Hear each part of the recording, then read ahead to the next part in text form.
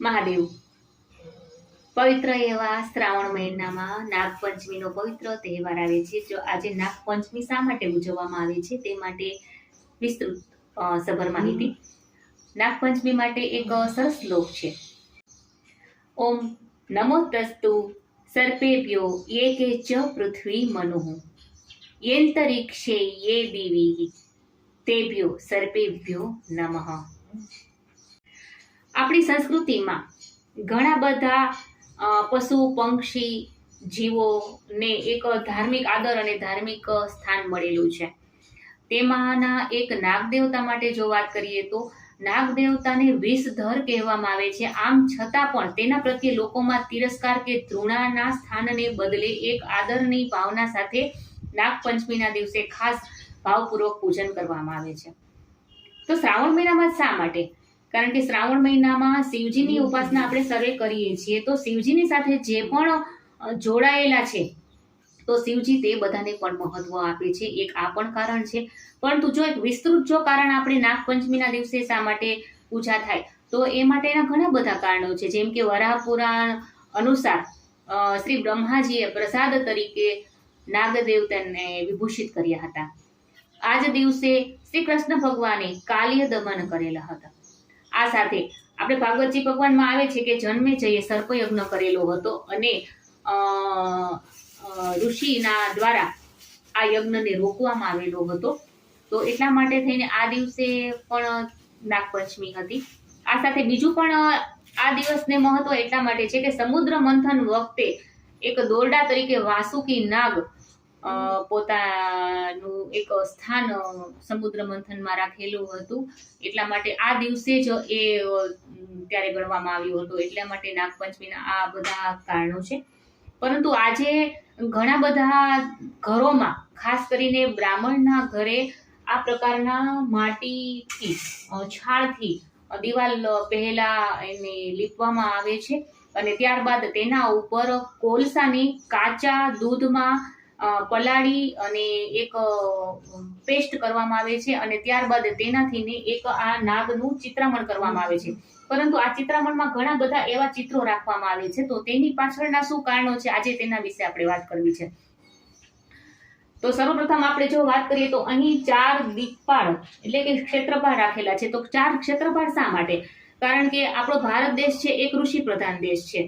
એટલે આપણે ખેતીના પાકોને મહત્વ વધારે આપીએ છીએ. તો ખેતીમાં નાગ દેવતા છે એ ખેતીના પાકોનું રક્ષણ કરે છે. એટલા માટે એને ક્ષેત્રપાળ પણ કહેવામાં આવે છે.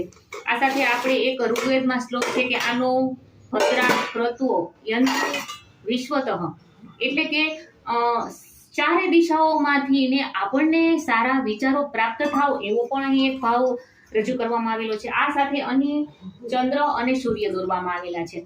તો આપણે તો કહેવાય છે કે સૂર્યની સાક્ષી જે પણ આપણે કર્મ કરીએ તેના સાક્ષી સૂર્યનારાયણ દેવ છે. એક ઉર્જાના સ્ત્રોત તરીકે પણ આપણે સૂર્ય ભગવાનને સ્થાન આપેલું છે.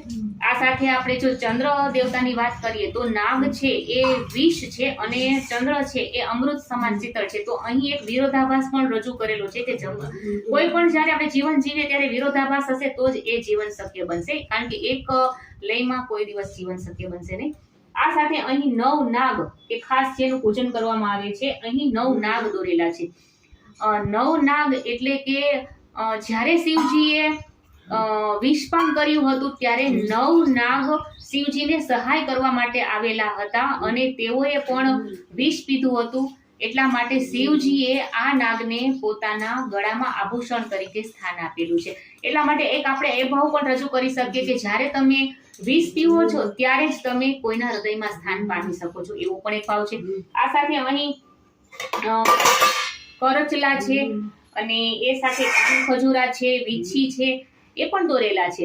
તો તેઓએ પણ એક વિષ પીવાના એક આ કાર્યમાં તેઓએ સાથ આપેલો હતો. કારણ કે જ્યારે શંકર ભગવાને વિષ પીધું હતું ત્યારે એના અમુક બુંદો છે એ ધરતી ઉપર પડી ગયા હતા અને એ વીછી કાન ખજૂરાએ ગ્રહણ કરેલા હતા. એટલા માટે એમને પણ અહીં સ્થાન આપવામાં આવ્યું છે. આ સાથે અહીં એક રવાઈ બતાવવામાં આવી છે. તો રવાઈ શા માટે? કારણ કે સમુદ્ર મંથન વખતે વાસુકી નાગ જે નેતર બન્યા હતા તેના કારણે સમુદ્ર મંથન શક્ય બન્યું હતું. તો જો નાગદેવતા ન હોત તો સમુદ્ર મંથન શક્ય ન હોત અને આપણને અમૃત તત્વની પ્રાપ્તિ જ ન થઈ હોત. તો જીવનમાં સંઘર્ષ કરવા માટે, કંઈક મેળવવા માટે મંથન ખૂબ જ જરૂરી છે, તેવો પણ એક ભાવ બતાવવામાં આવ્યો છે.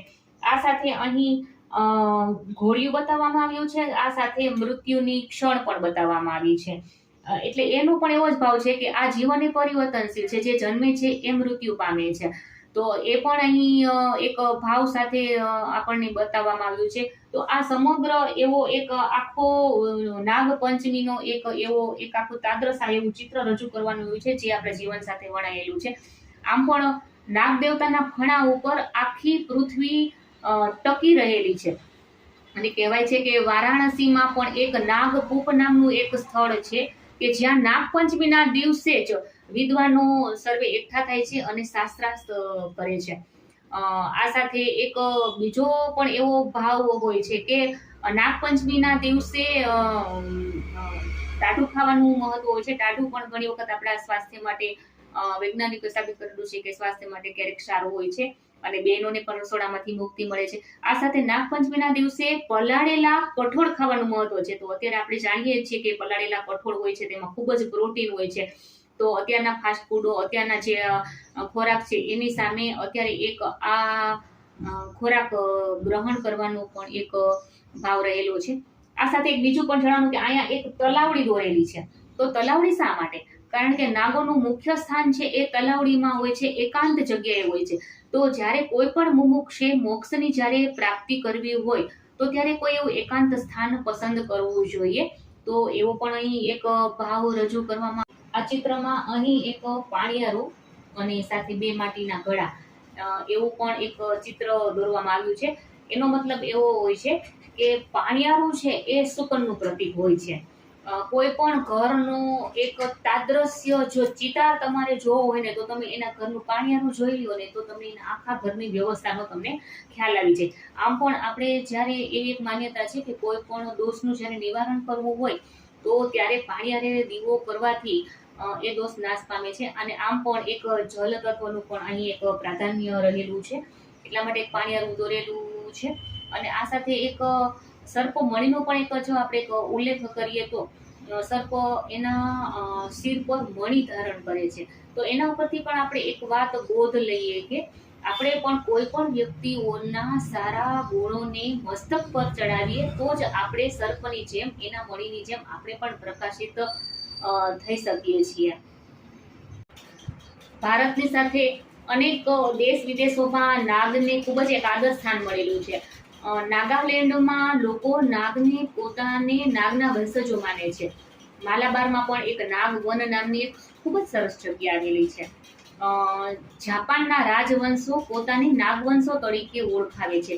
નોર્વે, સ્વીડન, આફ્રિકા, અમેરિકા, ત્યાં લોકો નાગની વ્યવસ્થિત પ્રચલિત એવી પૂજા કરે છે. મિશ્ર અને યુનાનમાં તો લોકો નાગને પાળે છે. ચીનના બીજિંગમાં તો એક નાગ મંદિર ખૂબ જ પ્રખ્યાત આવેલું છે.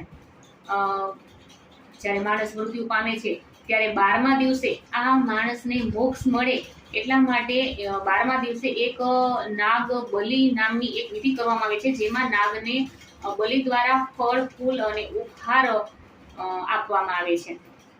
તો આપણે તો નાગની ઘણી બધી એવી વિશાળ દરિયામાંથી ફક્ત 2-4 ગુણ સમાન જ અહીં વાતો રજૂ કરી છે. પરંતુ ખાસ એક એવા ભાવ અહીં આપણે એક એવો બોધપાઠ આપણે લેવાનો છે કે આજે લોકોએ નાગને એક બજાર તરીકે વ્યાપારનું કેન્દ્ર ગણી નાખી અને નાગને મોટી સંખ્યામાં મારે છે, મોતને ઘાટ ઉતારે છે. તો આજના દિવસે આપણે સંકલ્પ લઈએ કે વધારેમાં વધારે આપણે એક ઝુંબેશ ચલાવી અને નાગને બચાવીએ. કારણ કે જો નાગને બચાવીશું તો આપણે આપણી સંસ્કૃતિની ક્યાંક ને ક્યાંક આપણે એનો બચાવ કરી શકીશું. આજના દિવસે નાગ દેવતાની કૃપા સર્વે પર બની રહે. જય શ્રી નાગ દેવતા મહાદેવ.